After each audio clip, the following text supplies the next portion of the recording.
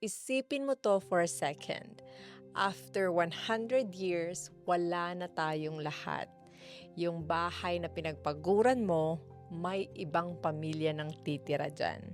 Yung kotse na iniingatan mo, bakal na lang yan sa junk shop.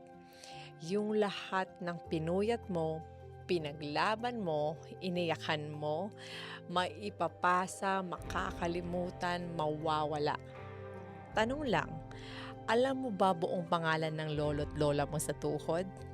Kwento ng buhay nila? Mga pangarap nila? Most likely, hindi na. At dun mo marirealize yung 99% ng mga iniisip mong problema araw-araw, yung stress, hiya, takot sa sinasabi ng iba, hindi pala ganun ka big deal. Nakatira lang tayo sa isang bato na umiikot ng sobrang bilis.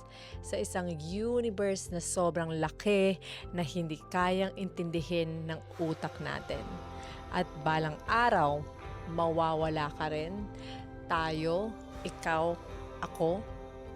Hindi para takutin ka, kundi para palayain ka. Kasi kung pansamantala lang pala lahat, bakit mo uubusin ang buhay mo sa takot, galit at pag-aalala?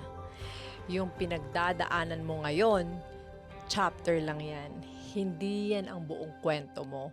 So huminga ka, magmahal ka, mabuhay ka ng totoo. Dahil ang oras, hindi na bumabalik.